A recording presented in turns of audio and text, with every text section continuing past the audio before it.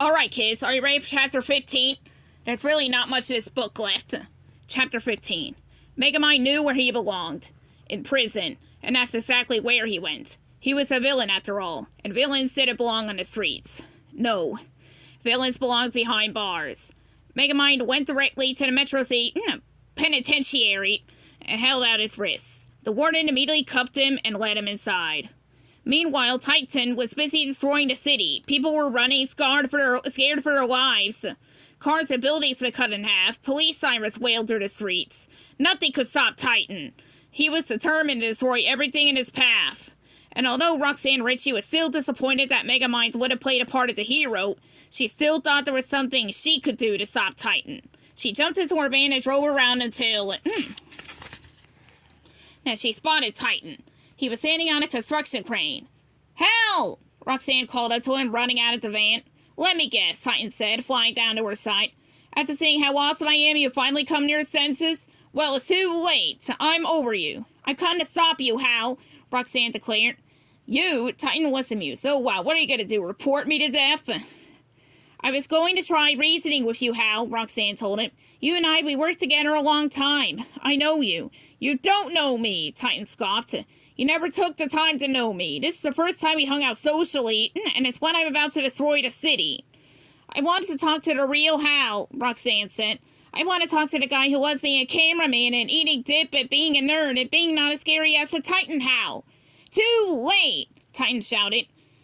"It's not too late. I know there's a good in you somewhere," Roxanne said. But Titan wasn't going to listen to her. He wasn't good. He was pure evil through and through, and he liked it that way. "You're so naive, Roxy," Titan said. "You see the good in everybody even when it's not there. You're living a fantasy. There is no Easter Bunny, there is no Tooth Fairy, and there is no Queen of England." Actually, there is a Queen of England, but besides the point. Well, there used to be until she died in 2022. Let's get on with the story. "This is the real world," Titan continued. "You need to wake up."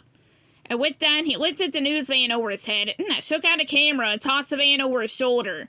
Roxanne wasn't about to give up. "Good will always defeat evil," she told him. "Well, let's put your theory to the test," Titan responded, lifting the camera to his face. Back in Metro City penitentiary, Megamind was kicking back and watching a little TV.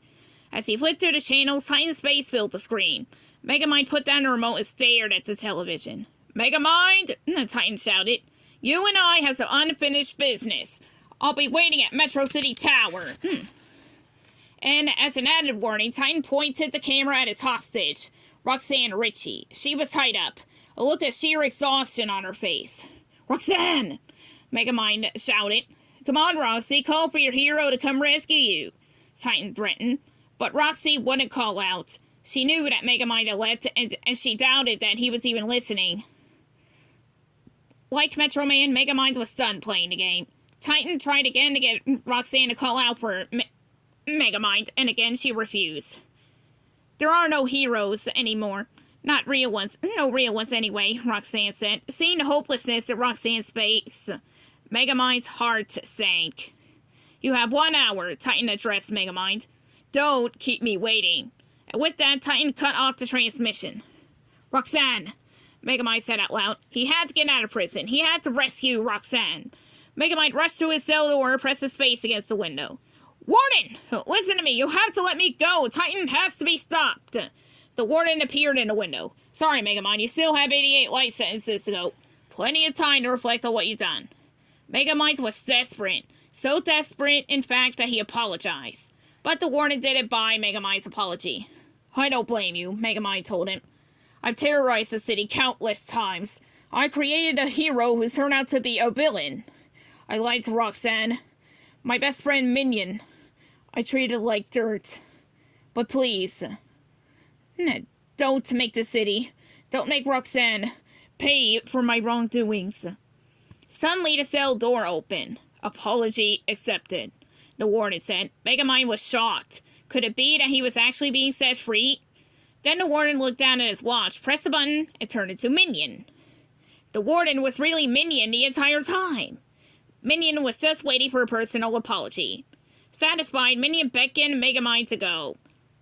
As the pair walked out of the penitentiary, They passed the real warden, who was tied up in a corner. "Good luck, fellas!"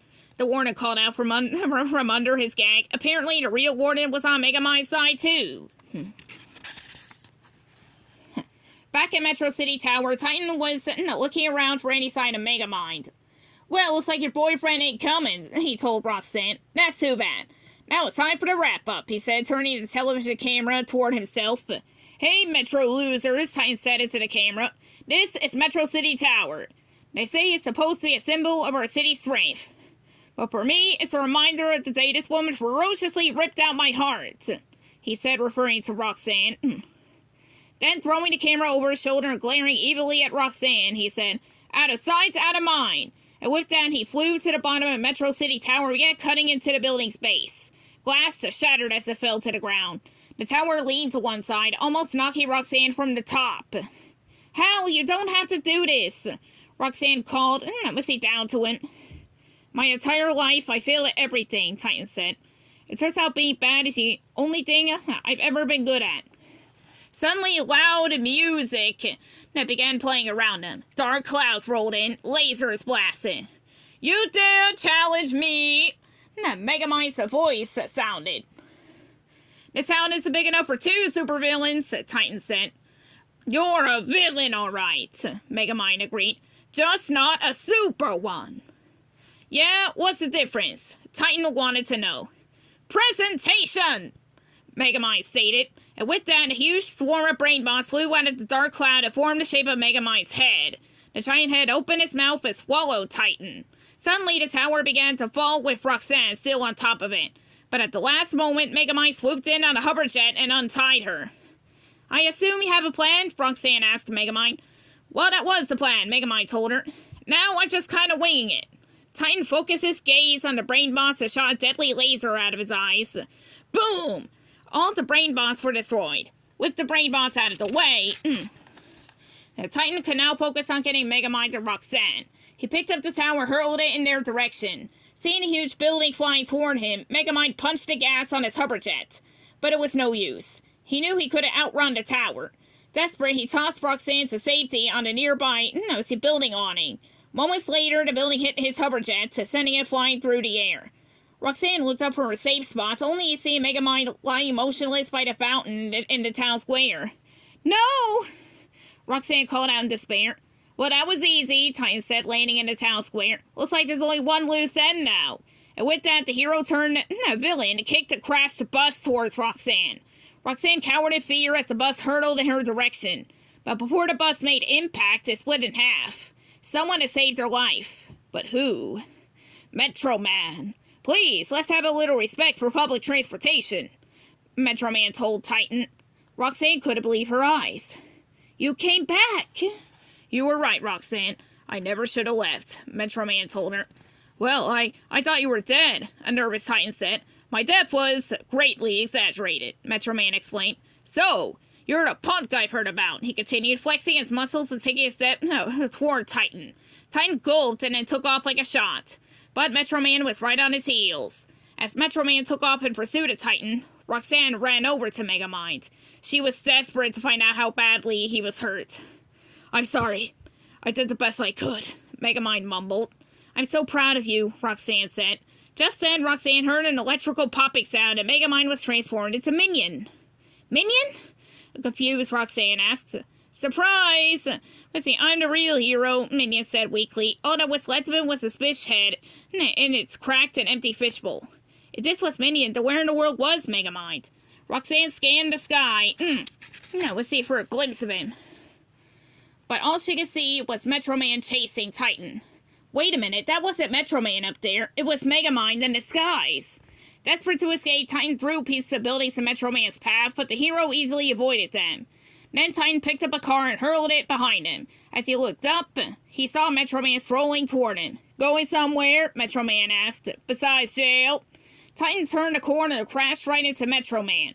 Roxanne watched as the hero grabbed Titan and pulled his fist back for a mighty punch. "Not in the face, man," Titan said, cowering. Metro Man lowered his fist. "Get out of Metrocity, Titan, or you'll answer to me." "You got it," Titan told him as he flew from the city. Satisfied that Titan was gone, Metro Man flew back to the town square. There he was greeted by a cheering crowd. It's you, isn't it? Roxanne asked the hero. Metro Man smiled and winked at her. Suddenly, Roxanne saw Titan standing behind Megamind / Metro Man. The villain was back. Wait a second, Titan said. Metro Man spun around. Metrocity? Titan said. There's only one person I know who calls this town Metrocity. I did say Metrocity, Megamind / Metro Man shot back. I said Metrocity. Anyway, Now, I'm Metro Man and you're really trying my patience. If you're Metro Man, then why are you afraid of me? Titan asked. I'm not. No, Megamind / Metro Man said. Then why do you keep backing away? Titan wanted to know. Just getting some fighting room, Megamind / Metro Man told him. Titan focused his eyes on Megamind / Metro Man and let loose a series of deadly lasers. Frantically, Megamind / Metro Man dodged the blasts. But one laser blew up a car, and the blast sent Megamind / Metro Man to the ground. As he later crumpled in a heap, Megamind Metro Man looked at the debris around him. This was it. He had lost the final battle. But wait! What did he see over there? It was debris, but it was moving, and it was in the outline of his invisible car. Maybe all hope wasn't lost yet. Just then, the disguise generator sparkled, and Metro Man was changed back into Megamind with a brain box strapped to his back. I knew it! A furious Titan exclaimed. He lifted Megamind up by his collar. This is the last time you make a fool out of me. I made you a hero. You did the fool thing all by yourself, Megamind told him. Upon hearing that, Titan punched Megamind, sending him sailing across the street. Bang! Megamind landed hard against the building. Any final words, Blue Man? Titan taunted. Just some advice. A lesson I learned over the years, Megamind said as he inched toward his invisible car as Megamind painfully pulled himself up. He saw Roxanne running up behind Titan. He motioned for her to stay away. Would you like to hear it? Megamind asked Titan. Oh yeah, what's that? Titan answered. Good always defeats evil. Now Megamind declared. And before Titan could respond, Megamind lunged forward and jumped into the backseat of his invisible car. Titan stood there dumbfounded as Megamind seemingly disappeared into thin air. Megamind flipped the switch on the infuser gun to reverse. Looking frantically for Megamind, Titan managed to rip the door off the invisible car. Perfect. Megamind had the villain exactly where he wanted him. Megamind sucked the infuser gun up, and Titan's nose and pulled the trigger. In an instant, Titan was transformed back into Hal and fell unconscious to the ground. Exhausted, Megamind climbed out of the car and looked down at his fallen enemy. I knew you'd come back, Roxanne said, running up to him. Well, that made one of us, Megamind said.